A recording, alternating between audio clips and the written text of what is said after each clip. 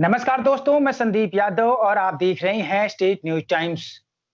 केरला के पलक्कड़ जिले में एक गर्भवती हाथी की अन्न पटाखों से भरे अनानास को खाने से मौत हो जाती है, जिसको लेकर पूरे देश में अलग-अलग जगह से राजनीति शुरू हो जाती है। लेकिन सवाल उठता है कि ये जो राजनीति हो रही है, क्यों हो रही है? इसलिए हो रही है कि यह घटना केरल की है, क्योंकि अगर बात करें कि हाथी की मौत की, तो उससे पहले ऐसे न जाने कितने जानवर रहे हैं, जिसकी निर्मम तरीके से हत्या कर दी जाती है।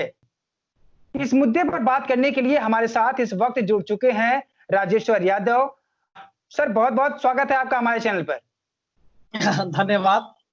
देखिए, मामला ये है कि केरल में पल्लमपुर में जो भी घटना हुई है, जिस तरीके से हाथी को अनानास में बारूद भर के रख दिया गया था, वो खा लिया है। हाँ, और एक गर्भवती हाथी जो है 3 दिन तड़प करके उसकी मौत हो जाती है, जो कि बहुत हाँ, ही बड़ा जघन्य अपराध, बहुत जघन्य अपराध है कि हाथी जो है एक ऐसी प्राणी है कि वह किसी से अपना दर्द भी नहीं बता सकती है, दर्द को भी नहीं बयां कर सकती है। तो मैं ये कहूंगा, यह जो कृत्य हुआ है, यह जघन्य अपराध है। इसमें जो भी दोषी हो, उस दोषी को बख्शा नहीं जाना चाहिए, उसको सजा मिलनी चाहिए। लेकिन जी, आज मैं बिल्कुल। देख रहा हूं कि इस समय जो भारतीय जनता पार्टी के लोग हैं, वो चाहे स्मृति ईरानी हो, चाहे मेनका गांधी हो और चाहे प्रकाश जावड़ेकर हो, सारे लोग जो है एक तांडव मचा रखे हैं। उनके मन में जो है वो हाथी के प्रति इतना ज्यादा प्रेम उमड़ रहा है कि आप पूछिए मत। प्रेम उमड़ना चाहिए, मैं ये नहीं कह रहा हूं कि प्रेम उमड़े ना या प्रेम हिलोरे ना मारे, लेकिन जी, इसके पहले इन लोगों को ये भी देखना चाहिए कि इस लॉकडाउन में जो कि हजारों हजारों की संख्या में मजदूर भूख से मर गए, एक्सीडेंट से मर गए, उनकी ट्रेन बंद कर दी गई, लोग आत्महत्या कर लिए, तो कम से कम इंसानों के प्रति भी प्रेम इनके मन में हिलोर मारना चाहिए। यही उत्तर प्रदेश में आप देख लीजिए कि आए दिन नाबालिग बच्चियों का रेप हो रहा है, रेप करने के बाद उनको जिंदा जला दिया जा रहा है, जी। उनको मार दिया जा रहा है। लेकिन उस समय जो है न तो इमरती काकी जो हमारी है, इमरती काकी का भी प्रेम नहीं उमड़ता है और मेनका गांधी का भी प्रेम नहीं उमड़ता है। यही जो है भाजपा के लोग तमाम तरीके की जो है बातें करते हैं, यहाँ तक कि स्वयं नरेंद्र मोदी जो कि संवैधानिक पद पर बैठे हुए हैं, उन्होंने जो है सोनिया गांधी को कहते हैं कि कांग्रेस की विधवा। उस समय मेनका गांधी का प्रेम नहीं उमड़ता है, क्योंकि मेनका गांधी भी विधवा है और देश का प्रधानमंत्री एक विधवा का अपमान करता है, एक नारी का अपमान करता है, एक महिला का अपमान करता है। उस समय मेनका गांधी दिखाई नहीं पड़ती है, उस समय स्मृति ईरानी दिखाई नहीं पड़ती है। जी। और आज एक हाथी के लिए जिस तरीके से इन लोगों के प्रति प्रेम उमड़ा है, मैं ये नहीं कह रहा हूं कि नहीं उमड़ना चाहिए, उमड़ना चाहिए। हाँ, लेकिन हमारे उत्तर प्रदेश के अंदर आज जिस तरीके से हिंदूवादी लोगों की सरकार बनी है, मुसलमानों को आए दिन टारगेट किया जाता है, गाय को ये लोग माता कहते हैं, गाय के नाम पर लोगों की मोब लिंचिंग की जाती है, गाय के नाम पर एक दरोगा को मार दिया गया, सुबोध सिंह को, उनके हत्यारों को जो है यही लोग माला पहनाने का काम किए। उस समय इनका प्रेम नहीं उमड़ रहा था कि एक सिपाही को किस तरीके से मारा गया। यही गाय को लेकर के ये लोग लोगों की हत्या करते हैं। लेकिन आज आप रिकॉर्ड उठा के देख लीजिए, उत्तर प्रदेश के अंदर सबसे ज्यादा स्लॉटर हाउस जो गायों की हत्या की जा रही है, वो भाजपा के लोग कर रहे हैं। उसमें स्मृति ईरानी और जो है मेनका गांधी का प्रेम नहीं उमड़ रहा है, जो कि गाय को जो है राष्ट्रीय पशु का दर्जा देने की यही लोग बात करते थे। लेकिन आज भारत बीफ के इंपोर्ट में दुनिया का नंबर 1 भारत बन चुका है। यही भाजपा के कई मंत्री, आपने देखा होगा कि किरण रिजिजू जो कि गृह राज्य मंत्री थे, इन्हीं की पार्टी में सांसद थे, क्या नाम है, उदित राज जी, जो कि कहते थे कि गाय के मांस में ताकत होती है, हम खाएंगे, कोई हमको पाकिस्तान भेज करके खाए। तो उस समय इनका प्रेम नहीं उमड़ता है। लेकिन इनका प्रेम उमड़ता इसलिए है कि केरल में भाजपा की सरकार नहीं है। अगर केरल में भाजपा की सरकार होती तो इनका प्रेम नहीं उमड़ता। जी, दिल्ली में आप देख लीजिए। जी जी, जी जी जी। बेशक जो बेजुबान जानवर होते हैं, उसकी इस तरह से हत्या ये अपराध माना जाना चाहिए। बेशक, लेकिन आप अगर आपसे मैं एक सवाल पूछूं कि क्या जहां पर भारतीय जनता पार्टी है, वहां पर इस तरीके की जो बेजुबान जानवरों को अ, मौती घाट घाट उतारा जाता है, तो क्या वो अपराध नहीं है? जहां पर भारतीय जनता पार्टी की सरकार नहीं है, वहां पर हा हल्ला होने लगता है। जैसे अगर आपसे मैं बात करूं, तो हिमाचल प्रदेश में भाजपा की सरकार है, तो वहां पर अभी हाल ही की घटना है, वहां पर 1 साल के लिए केंद्र से अनुमति मिल गई है बंदरों को मारने के लिए। लेकिन वहां पर क्या बंदर बेजुबान जानवर नहीं है? क्या बंदर और हाथी में क्या अंतर है? आप जरा बताइए किस तरह से वो अंतर है? क्या बंदर हाथी में अंतर है या सरकार सरकार में अंतर है? ये क्या चक्कर है? नहीं, देखिए बात यह है कि ये लोग जो है इतने हाँ, गए गुजरे, इतने घिनौने लोग हैं। अगर इनकी बात की जाए तो ये लोग हाथी को आज गणेश बता रहे हैं। लेकिन मैं हुँ, ये मानता हूं हाथी बेजुबान जानवर है, इस धरती हुँ, का प्राणी है, तो इस पृथ्वी का एक एक प्राणी की रक्षा करना इंसान का परम कर्तव्य बनता है। जी लेकिन बिल्कुल। अगर केरल की हाथी अगर गणेश हो सकती है तो हिमाचल का बंदर बजरंगबली क्यों नहीं हो सकता है? जी, बजरंगबली हो सकता है, ये यही लोग कहते हैं, हम तो कहते भी नहीं। यही आपने देखा होगा कि योगी जी बजरंगबली की जाति भी बता रहे थे, राजनीति में बता रहे थे जी, कि बजरंगबली आदिवासी थे।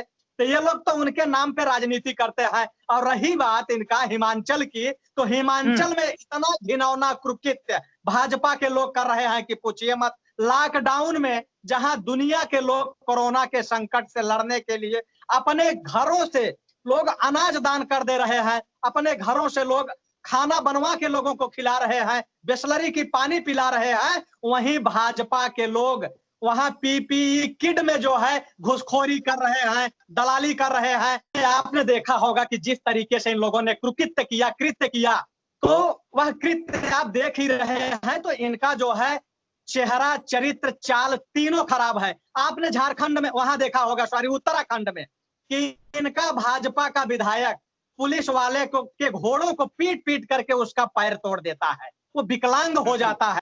उसके जी, बाद जब चारों तरफ वह वीडियो वायरल होता है तो उस विधायक के ऊपर केस दर्ज होता है। लेकिन जैसे ही मामला ठंडा पड़ता है, केस दर्ज होता है, लेकिन उस केस को ठंडे बस्ते में डाल दिया जाता है, उस केस को ही खत्म कर दिया जाता है। ये इतने घिनौने और गंदे लोग हैं। यही आपने जी, देखा होगा कि जिस तरीके से यार एक हाथी मरने पर ये लोगों का प्रेम हिलोरे मार रहा है, वहीं जी, वीरप्पन एक चंदन तस्कर माना जाता था, जी, जिसको मारने के लिए कि पूरी एसटीएफ लगाई गई, सीआरपीएफ लगाई गई, पैरामिलिट्री लगाई गई, एक कुख्यात बताया गया। यही यही जी, लोग बताते थे, यही लोग आंदोलन करते थे।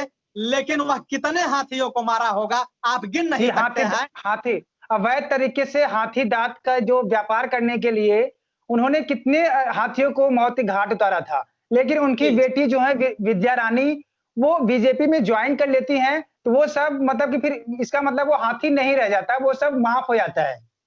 बिल्कुल हाथी की बिल्कुल। जो देखिए, हाथी की जो हत्या होती है, इसका मतलब वो सब मतलब सब जो किया गया पाप, वो पाप धुल जाता है सब कुछ। नहीं, वैसे भी आप देख लीजिए कि आए दिन ये लोग कांग्रेसियों का विरोध करते हैं, और जब वही कांग्रेसी हुँ, भाजपा का दामन थाम लेते हैं तो वो राष्ट्रवादी हो जाते हैं। हाँ, जब तक कांग्रेस में रहते हैं वो हाँ, पाकिस्तानी रहते हैं, और जैसे ही भाजपा ज्वाइन कर लेते हैं, बलात्कारियों की पार्टी हाँ, को ज्वाइन कर लेते हैं, डकैतों की पार्टी को ज्वाइन कर लेते हैं, लुटेरों की पार्टी को ज्वाइन कर लेते हैं, वैसे ही वो राष्ट्रवादी हो जाते हैं। तो जी, भारतीय जनता पार्टी में राष्ट्रवाद का मतलब यह है कि आप लूट करो, बलात्कार करो, डकैती करो, घोटाला करो, लेकिन हमारी पार्टी ज्वाइन कर लो, आपके सारे दाग धुल जाएंगे। शारदा चिट हुँ, फंड घोटाले में आप देख लीजिए बाबुल सुप्रियो को, इतना जी, बड़ा मामला था, इतना बड़ा मामला था कि वह नेशनल नहीं इंटरनेशनल मामला था। लेकिन बाबुल सुप्रियो आज सांसद हैं और दूध के धुले हो गए हैं। तो ये हुँ, भाजपाइयों का घिनौना कृत्य है, यह किसी से छुपा हुआ नहीं है। आप इनको जी, देख लीजिए कि यही स्मृति ईरानी है, यही स्मृति ईरानी है। अभी मैं देख रहा था, खास करके मैं मीडिया चैनल वालों को क्या कहूं, उनको तो जो हुँ, है शर्म आती है, मुझे घिन आती है उन लोगों के ऊपर। आज मैं देख रहा था रूबिका लियाकत जो हुँ, है लोगों से डिबेट करा रही थी, और वो कह रही थी कि जिस तरीके से गर्भवती हाथी के साथ हुआ, वो पीड़ा मैं समझ सकती हूँ, क्योंकि मैं एक माँ हूं और मैं गर्भवती थी, मैं उनकी हुँ, पीड़ा समझ सकती।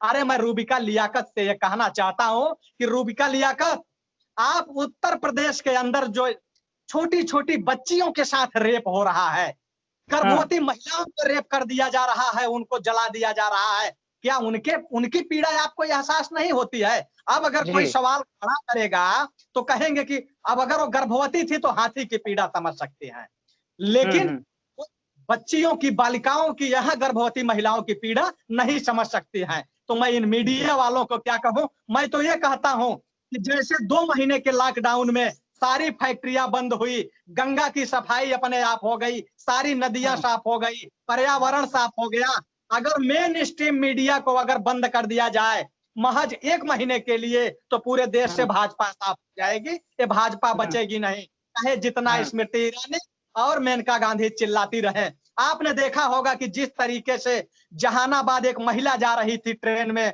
और वो मर जाती है, उसकी लाश प्लेटफार्म पे जो है रखी जाती है, उसका बेटा जो है चद्दर खींच रहा है, वह महिला जो है उसकी पीड़ा, उसकी वेदना न तो स्मृति ईरानी को दिखती है और न तो मेनका गांधी को दिखती है, क्योंकि वहां उनकी सरकार है, पलटू राम के साथ उनकी सरकार है, सबसे बड़ा देश का लुटेरा टट्टी चोर की सरकार है जिन्होंने की लैटरिन घोटाला किया। और वहीं जो है सुशील मोदी जो बाढ़ में हाफ पैंट पहन के भागा था, हाफ पैंट इसलिए पहन के भागा था कि वो हाफ पैंटियों का गैंग ही है, तो जिस तरीके से भागा था वहां ये लोग नहीं कह रहे हैं। जिस तरीके से बिहार के मजदूर पैदल, यहाँ तक कि आपने देखा होगा कि ज्योति का नाम सुना होगा आपने कि वह जो है गुरुग्राम हरियाणा से जी 1300 किलोमीटर साइकिल के 1300 किलोमीटर साइकिल के द्वारा अपने बीमार बाप को वहां पर ले पहुंचा देती है।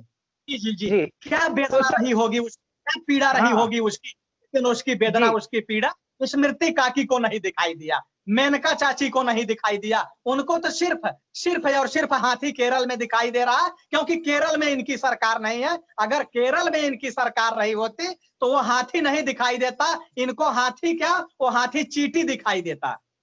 जी, तो क्या लगता है आपको, अगर जैसे कि अब आप कह रहे हैं कि केरल में सरकार है, बीजेपी की नहीं है, इसलिए जो पत्रकार लोग हैं वहां एक्टिव हो गए हैं, वहां सरकार से सवाल पूछ रहे हैं। आपको लगता है कि अगर सेंट्रल में भी बीजेपी की सरकार नहीं हुई होती तो जिस तरीके से ये घटनाएं हुई हैं, अगर ये घटनाएं उस तब हुई होती कि यहाँ पर सेंट्रल में सरकार किसी और की है, तो क्या लगता है कि ये सरकार दबाव बनाते पूरी तरह से जो पत्रकारिता का अपना धर्म निभाते? देखिए, अगर दिल्ली में सरकार अगर इनकी नहीं होती तो यही स्मृति, यही अमृति काकी या मेनका गांधी, आपने पहले देखा होगा कि जब 400 रुपए गैस हुआ करती थी तो उस समय ये लोग लौकी और गैस सिलेंडर लेके जंतर मंतर पे लोट-पोट करने लगती थी, दहाड़े मारने लगती थी, चिल्लाने लगती थी कि हमारे रसोई की हालत खराब हो गई है। आज गैस सिलेंडर 1000 रुपए हो गया है तो इनके आंख में मोतियाबिंद हो गया है, इनको दिखाई नहीं दे रहा है। मैं तो ये कहूंगा कि अगर इनकी आंख में मोतियाबिंद हुआ हो तो ये एम्स में जाकर के ऑपरेशन करा लें, क्योंकि वहां पैसा नहीं लगता है, ये सांसदों का और विधायकों का पैसा एम्स में नहीं लगता है। कहने के लिए एम्स तो आम जनता के लिए बनाया गया है, लेकिन आम जनता का इलाज नहीं होता है वहां मंत्रियों का इलाज होता है, मंत्रियों के लेटर पैड पे लिखा जाता है तो इलाज होता है। मैं तो कहूंगा कि ये मेनका गांधी और अमृति काकी दोनों जाके अपना मोतियाबिंद का ऑपरेशन करा लें, क्योंकि जब यहाँ की बेटियां, अरे महिला है तो महिला सम्मान की बात करनी चाहिए। इस हथनी के लिए इसके मन में प्रेम है, मैं ये मानूंगा कि प्रेम होना चाहिए, लेकिन यही जब चिन्मयानंद एक अबोध बालिका से, एक नाबालिग बालिका से तेल लगवा रहा था ना, वो तेल का ब्रांड भी नहीं बता रहा था, कह रहा था हमारे अंदर बीमारी है कि अगर कम उम्र की लड़की अगर तेल नहीं लगाएगी तो हम पागल हो जाएंगे। तो उस समय जो है इनका प्रेम नहीं उमड़ा उस बालिका के लिए। यही सेंगर जो है जिस तरीके से एक अबोध बालिका का रेप करता है और 1.5 साल तक ये स्मृति ईरानी, मेनका गांधी, तमाम जितनी नेत्रियां हैं भाजपा की, सारे के सारे उसके साथ खड़े थे और एक कह रहे थे, बराबर कह रहे थे कि आरोप सिद्ध नहीं हुआ है, आरोप सिद्ध नहीं हुआ है। 1.5 साल तक उसको बचाते रहे ये लोग, और जब आरोप सिद्ध हुआ तो 1.5 साल बाद वो पार्टी से निकाला गया। 1.5 साल बाद, शर्म आनी चाहिए इन लोगों को। तो ये लोगों का जो प्रेम है, यह कोई प्रेम नहीं है, सिर्फ वोट का प्रेम है, राजनीति का प्रेम है। इनको तो सिर्फ है और सिर्फ राहुल गांधी चाहिए। यही प्रकाश जावड़ेकर, शर्म आनी चाहिए इस आदमी को। ये जब लॉकडाउन हुआ था, लोग मर रहे थे, मजदूरों के ऊपर ट्रेनें चल रही थी, मजदूर सड़क पे भूख प्यास से मर रहे थे, तो ये रामायण देख रहा था बैठ के, इसकी वायरल हुई थी, रामायण देख रहा था। तब इसके मन में प्रेम नहीं उमड़ा और आज ट्वीट करके ये कह रहा है कि वायनाड में हाथी मारी गई है, राहुल गांधी क्यों चुप है। अरे वायनाड में हाथी मारी गई है, वायनाड से 250 किलोमीटर दूर हाथी मारी गई है, तो यह जिम्मेदारी केंद्र सरकार की है भाई। केंद्र सरकार की सीबीआई आपके पास है, सीबीसीआईडी आपके पास है, इंटेलिजेंस ब्यूरो आपके पास है, एलआईयू आपके पास है। आप पता लगवाइए ना कि आखिर हाथी मरा कैसे है, उसके अपराधी कौन है। तो ये क्या पता लगाएंगे, इनके बस की बात नहीं है। यही जब हमारे देश के 50 जवान शहीद हो गए पुलवामा में, आज 2 साल होने को है, दूसरी बरसी मनाई जाएगी, लेकिन आज तक उनका पता नहीं लगा पाए, उनके प्रति इनका प्रेम नहीं उमड़ा। तो ये हाथी के प्रति इनका प्रेम उमड़ेगा। अगर इनका बस चले ना तो ये हाथी के भी तस्करी कर लेंगे, ये हाथी के भी तस्करी कर लेंगे, उसको गायब कर देंगे। जिस तरीके से आपने देखा होगा कि जहां भी ये जितने भी मजदूर आ रहे थे, इनके सारे आंकड़े छुपाए जा रहे थे, उनको ट्रेन बंद कर दी गई, लोग पैदल चल रहे थे। अगर कोई उसका वीडियो वायरल कर देता था तो इनको दर्द होता था, इनको पीड़ा होती थी। पत्रकार जो छोटे छोटे पत्रकार हैं उनके ऊपर मुकदमा करा देते थे। यही मिर्जापुर में आपने देखा होगा कि नमक और रोटी खिलाया जा रहा था, जब वो पत्रकार वीडियो वायरल कर दिया तो उसके ऊपर मुकदमा हो गया। तो ये इतने गंदे और घिनौने लोग हैं कि अपने दोस्त के ऊपर एक गंगा जल छिड़क देते हैं और उसको पवित्र करते हैं, दूसरे को दोस्त बताते हैं। तो मैं ये कहना चाहूंगा कि ये भारतीय जनता पार्टी के लोग गंदी और घिनौनी राजनीति को छोड़ें और देश के अंदर ये इंसान है, पहले इंसानों से प्रेम करें। और जानवरों से रही प्रेम करने की बात, तो जानवरों से प्रेम करने के लिए देश के लोग हैं, वो कर लेंगे प्रेम।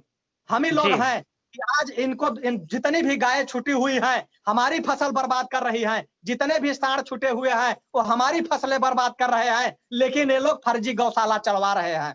फर्जी गौशाला के नाम पर बजट आ रहा है और उस सारे बजट को ये लोग गायब कर जा रहे हैं, उसको चट कर जा रहे हैं, खत्म कर जा रहे हैं। तो ये न जानवरों, जो इंसान का नहीं हो सकता वो कभी जानवरों का होगा, वो कभी जानवरों का नहीं हो सकता। अगर जानवरों का होता तो आज उत्तर प्रदेश के अंदर जो भाजपाई लोग सलाटर हाउस चला रहे हैं, ये सारे सलाटर हाउस बंद हो जाने चाहिए थे, लेकिन एक भी सलाटर हाउस बंद हुए हैं। तो इनको जो दोष दिखता है वो कांग्रेस में दिखता है, और या तो सिर्फ भारत के अंदर रह रहे मुसलमानों में इनका दोष दिखता है, बाकी कहीं इनको दोष नहीं दिखाई देता है। जी, अंतिम सवाल पे एक आपकी छोटी सी टिप्पणी चाहूंगा कि जिस तरह से पीएम केयर फंड प्रधानमंत्री जी बनाया गया था, उनके द्वारा बनाया गया था, तो वो बनाया गया था गरीब मजदूरों के लिए मदद करने के लिए कि जो दिल खोलकर वहां पर जो उद्योगपति थे, जो छोटे बड़े सभी लोग उसमें दान जो कर सकते थे किए। लेकिन अब उसकी जानकारी को पूरी तरह से छुपाई जा रही है, गोपनीय रखी जा रही है। आरटीआई के जरिए उसे अगर कोई मांगता है तो उसे ये कहकर मना कर दिया जाता है कि ये पब्लिक अथॉरिटी नहीं है। जब कोई पीआई लगाता है हाईकोर्ट में तो उस पर हाईकोर्ट में, बॉम्बे हाईकोर्ट में दबाव बनाया जाता है कि इस पिटीशन को खारिज कर दिया जाए। इस पर आपकी एक छोटी सी टिप्पणी चाहूंगा, ज्यादा लंबा हो गया है। देखिए बात यह है ना, ये लोग जो है जिस समय वो केयर फंड बना रहे थे, मैं उसी समय बोला था कि यह जो प्रधानमंत्री केयर फंड बनाया जा रहा है इसमें बहुत बड़ा घोटाला होगा, और उसी घोटाला को अंजाम देने के लिए बनाया गया था। मैं पहले ही बोला था। आज जब पहले से प्रधानमंत्री आपदा राहत कोष है, उसके बावजूद प्रधानमंत्री केयर फंड क्यों बनाया गया, यह लोगों को समझना चाहिए। तो ये इसलिए बनाया गया कि जितने भी भगोड़े हैं, वो चाहे विजय माल्या हो, चाहे नीरव मोदी हो, चाहे मेहुल चौकसी हो, चाहे विक्रम कोठारी हो, वो विदेशों से उनसे चंदा लेना था, विदेशों से उनसे फिरौती लेनी थी, और यह पक्का फिरौती आई होगी। अगर फिरौती नहीं आती तो केयर फंड में कौन कितना पैसा डाला, इनको बताने में क्या जा रहा था, बता देते, क्योंकि पैसा तो भारतीय लोग डाल रहे थे ना, देश के लोग डाल रहे थे। तो इसमें पक्का है कि इन्होंने जिस तरीके से नीरव मोदी को भगाया, विजय माल्या को भगाया, ललित मोदी को भगाया, विक्रम कोठारी को भगाया, मेहुल चौकसी को भगाया, तो इन लोगों ने विदेश से इनको फंड किया होगा, वहां से फंड आया है। यही कारण है कि ये लोग बताना नहीं चाह रहे हैं, क्योंकि इनके चौकीदारी में वो लोग भगे थे। तो सबसे बड़ा कारण यही है कि ये लोग बताना नहीं चाह रहे हैं। तो पब्लिक को समझना चाहिए, पब्लिक सब समझ रही है, ये कब तक छुपाएंगे। चलिए सर, हमसे बात करने के लिए बहुत बहुत धन्यवाद आपका। बहुत बहुत धन्यवाद। सभी दर्शकों को मेरा नमस्कार।